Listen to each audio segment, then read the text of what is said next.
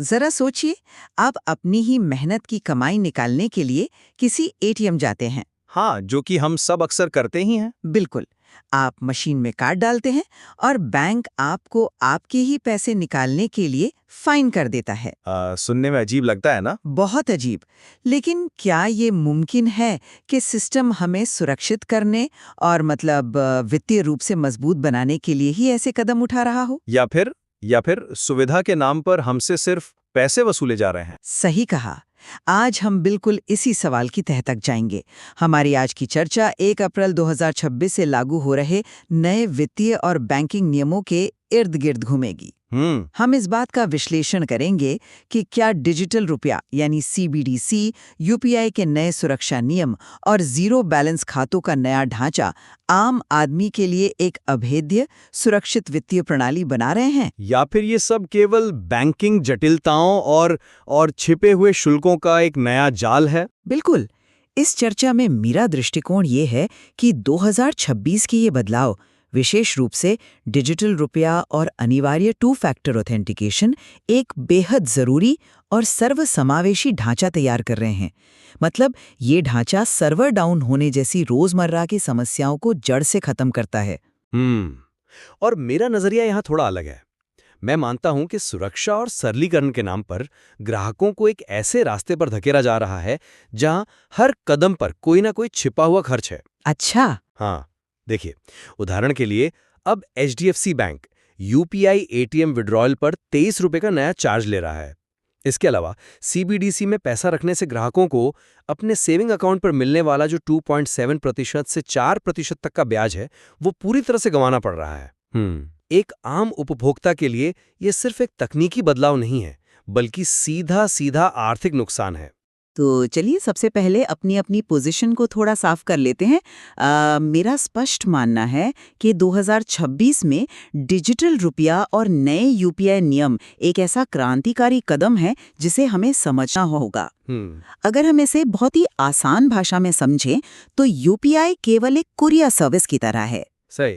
या आपके बैंक के गोडाउन यानी डेटाबेस से पैसा उठाकर दूसरे बैंक के गोडाउन तक पहुंचाता है। लेकिन सीबीडीसी या डिजिटल रुपया स्वयं संप्रभु मुद्रा है, मतलब सॉवरन मनी। ये सीधे भारतीय रिजर्व बैंक की जिम्मेदारी है। पर एक सेकंड, बस ये पूरा कर लूं। ये भौतिक नकदी का ही डिजिटल रूप है। जब आप सीबीडीसी से पेमेंट करते हैं तो कोई कुरियर सर्विस बीच में नहीं होती। पैसा सीधे एक जगह से दूसरी जगह पहुंच जाता है। यह उस बैंक सर्वर डाउन होने की समस्या को हमेशा के लिए खत्म कर देता है जिससे हम रोज जूझते हैं। देखिए, आपकी बातें सैद्धांतिक रूप से बहुत ही बेहतरीन लगती हैं। मतलब कागज पर ये सब एकदम परफेक्ट है। हाँ। लेकिन जब हम जमीनी हकीकत पर आते हैं तो तस्वीर कुछ और ही नजर आती है। मैं इन बदलावों को आम उपभोक्ता के लिए एक बहुत बड़े समझौते के रूप में देखता हूँ। समझौते के रूप में कैसे? सबसे बड़ी समस्या जो मुझे यहाँ दिखाई देती है वो है आपके पैसे की ग्रोथ का रुक जाना। अगर आपका पैसा यूपीआई से जुड़े आपके बचत खाते में पड़ा है तो वो वहां निष्क्रिय नहीं है। सही बात है। बैंक उस पैसे का इस्तेमाल कर रहा है और बदले में आपको 2.7 से लेकर 4% तक का ब्याज दे रहा है। पैसा आपके लिए काम कर रहा है। लेकिन सीबीडीसी वॉलेट में रखा 1 लाख रुपया 10 साल बाद भी सिर्फ 1 लाख ही रहेगा। उस पर 0 ब्याज मिलेगा। दूसरी तरफ बैंकों ने नकद निकासी को इतना महंगा कर दिया है कि लगता है कैश निकालना कोई गुनाह है। एचडीएफसी बैंक अब बिना कार्ड के यूपीआई से नकद निकालने को भी आपकी मासिक फ्री लिमिट में गिन रहा है। वो लिमिट खत्म होते ही आप पर 23 रुपया प्रति निकासी का शुल्क ठोक दिया जाता है। पीएनबी ने कई प्रीमियम डेबिट कार्ड्स पर दैनिक निकासी सीमा 1.5 लाख रुपए से घटाकर आधी यानी 75,000 रुपए कर दी है। हाँ, वो लिमिट्स तो कम हुई हैं। तो ये मुझे सुरक्षा कम और ग्राहकों को एक खास सिस्टम में बांधकर उनसे पैसे वसूलने का तरीका ज्यादा लगता है। ठीक है, आपकी इस चिंता को मैं समझ सकती हूँ। चलिए इस चर्चा के सबसे पहले और बुनियादी हिस्से की गहराई में चलते हैं। सीबीडीसी बनाम यूपीआई। आपने कहा कि सीबीडीसी में ब्याज का नुकसान है। बिल्कुल है। लेकिन क्या हमें ये नहीं देखना चाहिए कि ब्याज के नुकसान के बदले में हमें मिल क्या रहा है? डिजिटल रुपया का सबसे बड़ा फायदा इसकी मैकेनिक्स में छिपा है। यह सीधे रिजर्व बैंक के लेजर पर काम करता है। अब श्रोताओं के लिए ये लेजर समझना जरूरी है। लेजर का मतलब है आरबीआई की अपनी मुख्य डिजिटल डायरी। जब आप किराने की दुकान पर यूपीआई क्यूआर कोड स्कैन करते हैं तो पीछे कई सारे दरवाजे खुलते हैं। जैसे कि बैंक और एनपीसीआई। बिल्कुल, आपका बैंक, एनपीसीआई का सर्वर और फिर दुकानदार का बैंक। अगर इनमें से एक भी दरवाजा अटका यानी सर्वर डाउन हुआ तो आपका पेमेंट फेल हो जाता है। हाँ, ये तो है। लेकिन सीबीडीसी में ये सब बिचौलिए हैं ही नहीं। पेमेंट सीधे आरबीआई की डायरी में आपके नाम से हटकर दुकानदार के नाम पर दर्ज हो जाता है। ये पलक झपकते होता है। इसके अलावा छोटे भुगतानों के लिए ये एकदम नकद जैसी प्राइवेसी देता है। प्राइवेसी? हाँ, आपका बैंक स्टेटमेंट हर रोज पी जाने वाली 20 रुपए की चाय और समोसे के एंट्री से नहीं भरेगा। माफ कीजिएगा, पर मैं इस बात से पूरी तरह सहमत नहीं हूं। मैं आपकी बात समझ रहा हूं, सर्वर वाली बात सही है कि इससे फेल रेट कम होगा, पर क्या बिना ब्याज के डिजिटल नकदी रखना आज के महंगाई वाले दौर में समझदारी है? आप अपॉर्चुनिटी कॉस्ट को नजरअंदाज कर रही हैं। अपॉर्चुनिटी कॉस्ट का मतलब है कि अगर मैंने वो पैसा सीबीडीसी वॉलेट की जगह सेविंग अकाउंट में रखा होता तो मुझे जो ब्याज मिलता वो मेरी कमाई होती। पर वो बहुत छोटी रकम के लिए आपने उसे खो दिया। आज यूपीआई की पहुंच हर छोटे व्यापारी, हर रेड़ी पटरी वाले तक हो चुकी है। कभी कभार सर्वर डाउन होने की वजह से लोग अपना 4% ब्याज क्यों छोड़ेंगे? इसके अलावा आप इसे नकद जैसा कह रही हैं, लेकिन सीबीडीसी की एक बहुत बड़ी तकनीकी सीमा है। ये पूरी तरह से आपके स्मार्टफोन और उसकी बैटरी पर निर्भर है। हाँ, फोन तो चाहिए। अगर आपका फोन बंद हो गया या नेटवर्क नहीं है तो आपका सारा पैसा लॉक हो जाता है। असली भौतिक नकदी के साथ ऐसा कभी नहीं होता। मैं समझती हूँ कि आप ऐसा क्यों सोचते हैं। आप बिल्कुल सही कह रहे हैं कि फ़ोन बंद होने पर दिक्कत हो सकती है, हालांकि ऑफलाइन फीचर्स पर भी काम चल रहा है। लेकिन मैं आपको एक अलग नज़रिया देना चाहती हूँ। आप 4% ब्याज की बात कर रहे हैं। ज़रा सोचिए, जब हम अपने बटुए में 500 रुपए का भौतिक नोट रखते हैं तो क्या हम उस नोट पर ब्याज की उम्मीद करते हैं? नहीं, वो तो कैश है। बिल्कुल नहीं। हमें पता है कि वो कैश है और कैश पर कोई ब्याज नहीं मिलता। सीबीडीसी ठीक उसी भौतिक नोट का डिजिटल अवतार है। हमारा सिस्टम कभी ये नहीं कह रहा कि आप अपनी पूरी जमा पूंजी सीबीडीसी में रख दें। ये कोई या तो ये या वो की स्थिति नहीं है। बड़े फंड्स जिन्हें आप निवेश या बचत के रूप में रखना चाहते हैं, आप उन्हें मजे से अपने यूपीआई से जुड़े सेविंग अकाउंट में रखिए, वहां ब्याज कमाइए। ठीक है। और जो पैसे आप रोजमर्रा के खर्च के लिए अपने लेदर के बटुए में रखते थे, बस उसी हिस्से को सीबीडीसी वॉलेट में रखिए। मैं इसे एक अलग तरीके से देखता हूं। देखिए, ये बटुए वाले 500 के नोट का उदाहरण सुनने में बहुत अच्छा लगता है, लेकिन सीबीडीसी सिर्फ एक डिजिटल नोट नहीं है। अच्छा? इसमें एक ऐसी तकनीकी खासियत है जो हमारे बटुए में रखे 500 के नोट में कभी हो ही नहीं सकती, और वो है प्रोग्रामेबल मनी का कॉन्सेप्ट। हाँ, प्रोग्रामेबल पेमेंट्स। इसका मैकेनिज्म समझना बहुत जरूरी है। प्रोग्रामेबल मनी का मतलब है कि इस डिजिटल पैसे के कोड में कुछ शर्तें जोड़ी जा सकती हैं। बिल्कुल। मान लीजिए, पैसा भेजने वाला या सरकार ये तय कर दे कि ये पैसा केवल और केवल राशन की दुकान पर चलेगा या सिर्फ स्कूल की किताबों पर खर्च होगा। असली 500 का नोट एकदम आजाद होता है। आप उससे किताब भी खरीद सकते हैं और सिनेमा का टिकट भी। लेकिन प्रोग्रामेबल सीबीडीसी में आप ऐसा नहीं कर पाएंगे। अगर शर्त मैच नहीं हुई तो पैसा ट्रांसफर ही नहीं होगा। हाँ, लेकिन ये उपभोक्ता की वित्तीय आजादी पर बहुत बड़ा अंकुश है। ये सशक्तिकरण नहीं है, ये एक तरह का नियंत्रण है जो यूपीआई या कैश में नहीं होता। आपने जो मैकेनिज्म समझाया वो एकदम सटीक है। कोड में शर्तें जोड़ी जा सकती हैं, लेकिन मैं इसे नियंत्रण नहीं बल्कि पारदर्शिता कहूंगी। पारदर्शिता कैसे? हमें इसके सबसे बड़े यूज केस को देखना चाहिए। सरकारी सब्सिडी।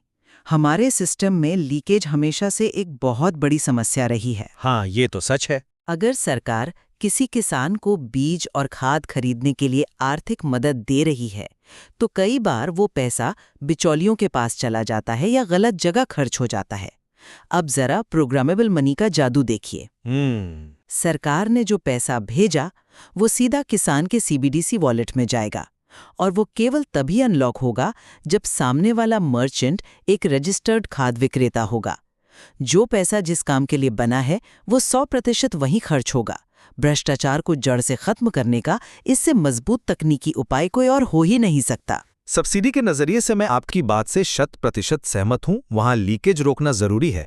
लेकिन मेरी चिंता इस बात को लेकर है कि जब ये तकनीक पूरी तरह से मुख्यधारा में आ जाएगी तो क्या ये केवल सब्सिडी तक सीमित रहेगी? ये एक वाजिब सवाल है। मुझे यही नियंत्रण और बैंकों का रवैया परेशान करता है, जो अब एटीएम और कैश निकासी के नए नियमों में भी साफ दिख रहा है। आप चार्जेस की बात कर रहे हैं? बिल्कुल। चलिए बैंकों के शुल्कों की बात करते हैं।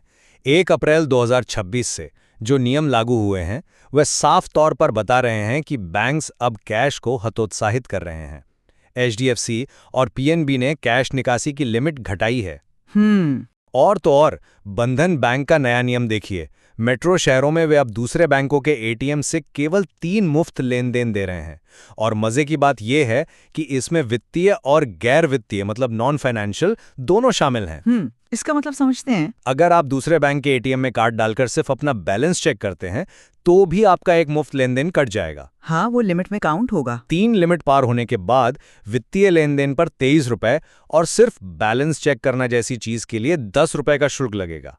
आप इसे डिजिटल की ओर बढ़ना कह रही हैं, मैं इसे कैश तक पहुंचने के लिए ग्राहकों पर लगाया गया जुर्माना कहूंगा। मैं आपकी पीड़ा समझ सकती हूँ। कोई भी अतिरिक्त शुल्क देना पसंद नहीं करता, लेकिन इसके पीछे के अर्थशास्त्र यानी इसके क्यों को समझना बहुत जरूरी है। तो बैंक ऐसा क्यों कर रहे हैं? बैंक ये सब आपको परेशान करने के लिए नहीं कर रहे हैं। कैश सिस्टम को चलाना बेहद खर्चीला होता है। पैसे छापना, फिर उन्हें भारी भरकम सुरक्षित गाड़ियों में लाद कर देश के कोने कोने में मौजूद एटीएम तक पहुंचाना, एटीएम मशीन का मेंटेनेंस, वहां गार्ड बैठाना। हाँ, लॉजिस्टिक्स का खर्च तो है। बिल्कुल। इस पूरे लॉजिस्टिक्स का खर्च बहुत ज्यादा होता है। पहले लोग बिना कार्ड के UPI विड्रॉल का इस्तेमाल करके एटीएम की लिमिट्स को बाईपास कर रहे थे। अब जब हमारे पास UPI और CBDC जैसे बेहतरीन डिजिटल विकल्प मौजूद हैं, तो सिस्टम आपको उधर ही धकेलेगा ताकि ये भारी लागत बचाई जा सके। अगर आप पूरी तरह डिजिटल हो जाते हैं तो आप पर ये एटीएम शुल्क कभी लागू ही नहीं होंगे।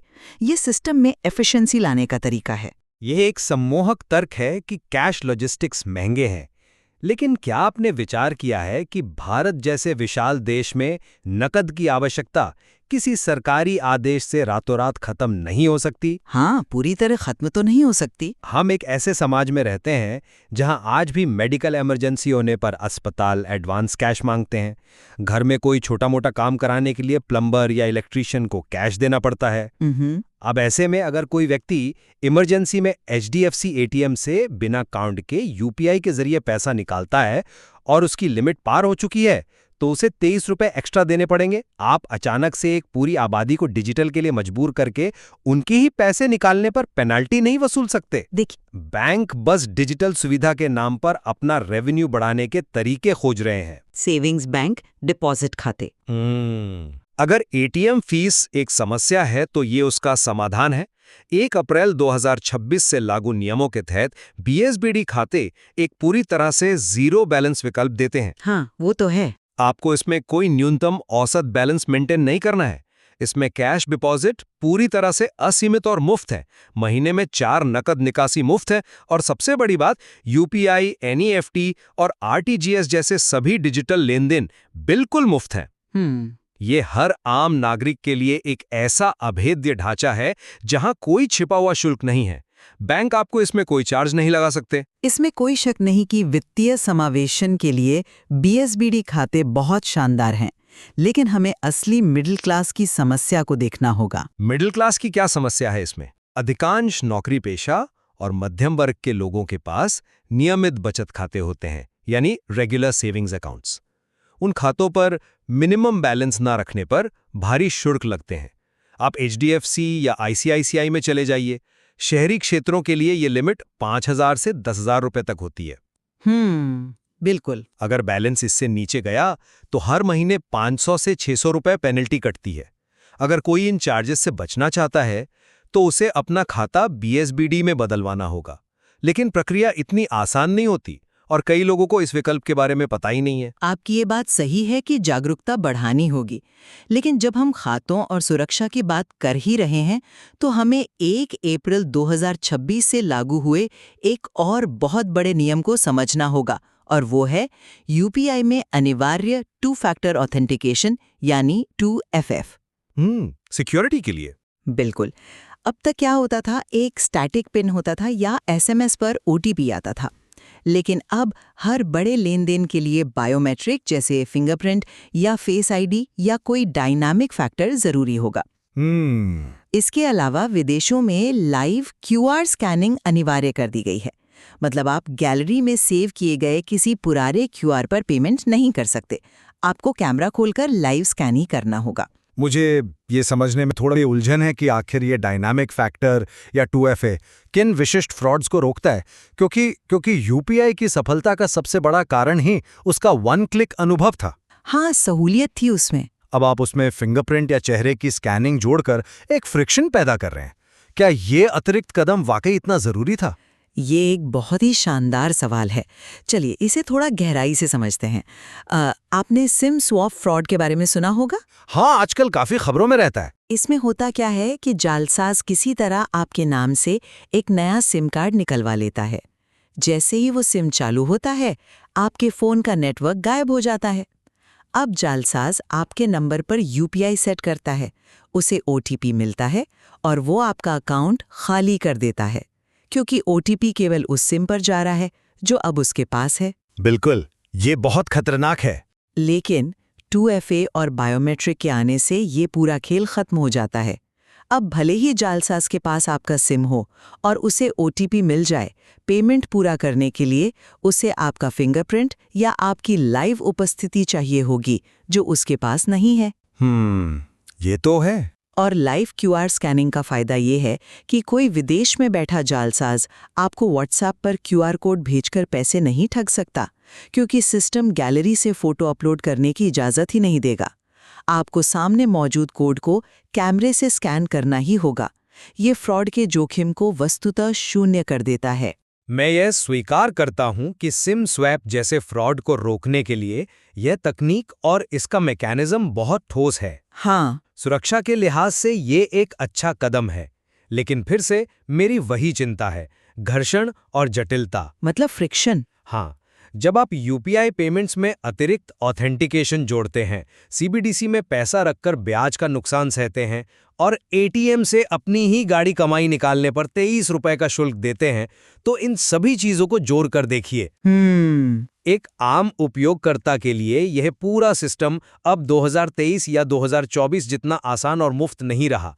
सुरक्षा की एक कीमत होती है और यहाँ वो कीमत आम आदमी चुका रहा है। देखिए, इसके साथ ही बस एक बात और, आप सीबीडीसी के जरिए जो नकद जैसी निजता का वादा कर रही हैं, वो भी 100% नहीं है। अच्छा। स्रोत सामग्री कहती है कि छोटे मूल्यों के लिए यह निजता देता है, लेकिन अंततः वो डेटा आरबीआई के सिस्टम में कहीं ना कहीं तो दर्ज हो ही रहा है, भले ही वो कमर्शियल बैंक को ना दिखे। आपने निजता का एक बहुत महत्वपूर्ण बिंदु उठाया। देखिए, तकनीकी रूप से ये काम कैसे करता है। ब्लॉकचेन या लेजर पर टोकन यानी डिजिटल रुपए का मूवमेंट होता है। ये सच है कि डिजिटल दुनिया में पूरी तरह से अदृश्य होना असंभव है। बिल्कुल। लेकिन इस लेजर को इस तरह से डिजाइन किया गया है कि टोकन का लेनदेन आपकी व्यक्तिगत पहचान से डिकपल्ड रहे, यानी अलग रहे। ये भौतिक नकदी जितना ही करीब है जितना कि कोई भी डिजिटल सिस्टम हो सकता है। करीब है लेकिन समान नहीं है, और यही वो अंतर है जो मायने रखता है। चलिए अब इस पूरी चर्चा को समेटने की कोशिश करते हैं। मेरी राय में तकनीकी रूप से ये बदलाव निश्चित रूप से बहुत एडवांस्ड है।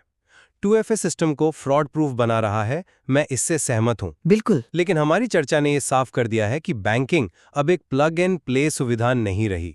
ग्राहकों को अब अपनी आंखें खुली रखनी होंगी। अगर आप बिना सोचे समझे सीबीडीसी वॉलेट में भारी भरकम पैसा छोड़ देते हैं, तो आप अपना ब्याज खो रहे हैं। अगर आप HDFC या PNB जैसे बैंकों की नई ATM लिमिट्स का ध्यान नहीं रखते हैं, तो आप पर 23 रुपए का चार्ज लगेगा। हाँ, सतर्क तो रहना होगा। यहाँ तक कि दूसरे ATM पर सिर्फ बैलेंस चेक करने पर भी आपका मुफ्त कोटा खत्म हो सकता है। मेरी नज़र में सिस्टम भले ही मजबूत हो रहा है, लेकिन उपभोक्ता के लिए इसमें कई ऐसे जाल बिछा दिए गए हैं जो सीधे उसकी जेब पर असर डालेंगे। और इस पूरी बहस से मेरा निष्कर्ष ये निकलता है कि 2026 का ये नया वित्तीय ढांचा एक बहुत ही परिपक्व और मजबूत इकोसिस्टम की नींव रख रहा है। जब भी हम किसी पुराने सिस्टम से नए सिस्टम में जाते हैं, तो थोड़ा घर्षण होना स्वाभाविक है। लेकिन लंबी अवधि के फायदे देखिए।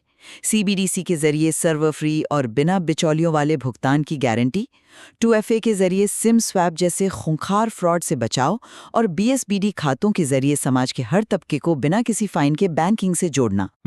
ये कोई छोटे कदम नहीं है।